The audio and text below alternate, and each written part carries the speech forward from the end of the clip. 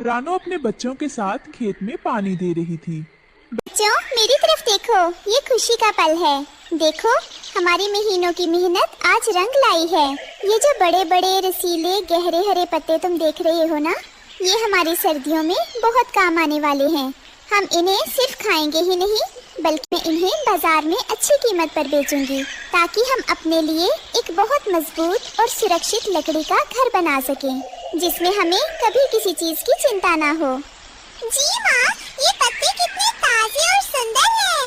हम इनकी बहुत देखभाल करेंगे। दूर पेड़ पर बैठे कालू कौवा और गौरी कौवी रानो के खेत को ललचाई नजरों से देख रहे थे।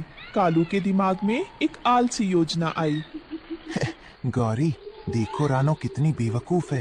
वो पालक को सिर्फ खाने के लिए उगा रही है, लेकिन मेरे दिमाग में एक आइडिया आया है। हम अपना घर लकड़ियों से नहीं, बल्कि इन बड़े बड़े पालक के पत्तों से बनाएंगे। लेकिन कालू जी, पालक का घर क्या वो टिकेगा? अरे आप चिंता मत कीजिए, वो घर हरा और सुंदर दिखेगा, और जब भूख लगेगी तो हम दीवार से एक पत्ता तोड़कर खा लेंगे। लेटे लेटे खाना और रहना, इसे कहते हैं दिमाग। रात के सन्नाटे में जब रानो और उसका परिवार सो रहा था, कालू और गौरी चुपके से खेत में उतरे।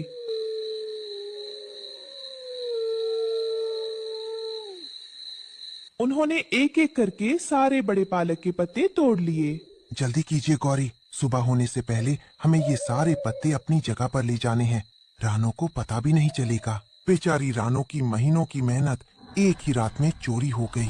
कालू ने एक झाड़ी के ऊपर उन पत्तों को गोंद और टहनियों से जोड़कर एक बहुत ही सुंदर और हरा घर बना लिया। घर देखने में बहुत आकर्षक लग रहा था। वाह, देखो गौरी, इसे कहते हैं पालक महल। पूरे जंगल में किसी का घर इतना सुंदर और स्वादिष्ट नहीं होगा। अब हमें खाना ढूंढने कहीं जाने की जरूरत नहीं। अगली सुबह जब रानो अपने खेत पर पहुंची तो वो नजारा देखकर सन्न रह गई। खेत पूरी तरह साफ हो चुका था, सिर्फ डंठल बचे थे। रानो वहीं बैठकर फूट फूट कर रोने लगी। हे भगवान, ये क्या हो गया? मेरे साथ ही ऐसा क्यों होता है? मेरी सारी की सारी फसल चोरी हो गई। किसने किया ये घिनौना काम? अब मैं अपने छोटे छोटे बच्चों को क्या खिलाऊंगी? मेरी महीनों की मेहनत, मेरा भविष्य, मेरे बच्चों के घर का सपना सब बर्बाद हो गया। जिसने भी ये बुरा काम किया है, भगवान उसे इस पाप की सजा जरूर देगा और उसे कभी माफ नहीं करेगा।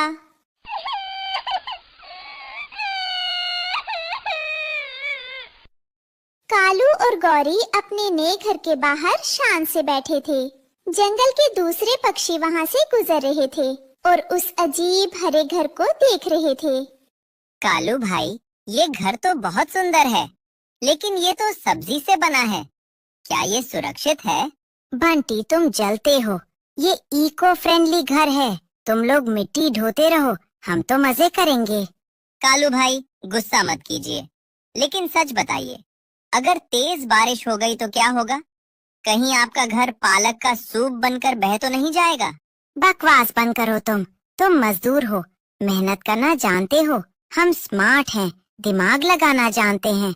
चलो भागो यहाँ से, हमारी सुंदरता खराब मत करो। शाम के समय पास के गांव से एक भूखी गाय जंगल की तरफ आ निकली। उसे बहुत जोर की भूख लगी थी। अचानक हवा में उसे ताजी पालक की खुशबू आई। कितनी भीनी भीनी खुशबू है। ऐसा लगता है पास में ही ढेर सारा ताजा पालक रखा है। आज तो मेरा पेट भर जाएगा। गाय खुशबू का पीछा करते हुए आगे बढ़ने लगी। रात हो चुकी थी। कालू और गौरी अपने पालक के घर के अंदर आराम से सो रहे थे। उन्हें नहीं पता था कि खतरा उनके सिर पर मंडरा रहा है। कालू जी, ये घर सच में बहुत आरामदायक है। कितनी अच्छी खुशबू आ रही है। मैंने कहा था ना, मेरा दिमाग सबसे तेज है। सो जाओ, अब हमें कोई चिंता नहीं। तभी गाय कालू की झाड़ी के पास पहुंची। उसने देखा कि वहाँ पालक का एक बड़ा ढेर रखा है। गाय ने अपनी लंबी जीभ निकाली और घर के एक कोने को खाना शुरू कर दिया। अचानक कालू की आंख खुली क्योंकि उसके ऊपर की छत गायब हो गई थी और चांद दिखाई देने लगा। घर हिल रहा था। अरे ये भूकंप कैसा है और मेरी छत कहाँ गई? कालू जी, बाहर देखिए, एक बहुत बड़ा जानवर हमारा घर खा रहा है, बचाओ! गाय तेजी से उनका घर चबाती जा रही थी। कालू और गोरी को अपनी जान बचाने के लिए पीछे के रास्ते से भागना पड़ा। कालू और गोरी एक पेड़ पर बैठकर कांपते हुए देख रहे थे। देखते ही देखते गाय ने उनका पूरा सुंदर पालक महल खा लिया और डकार लेकर वहाँ से चली गई। अब वहाँ कुछ नहीं बचा था।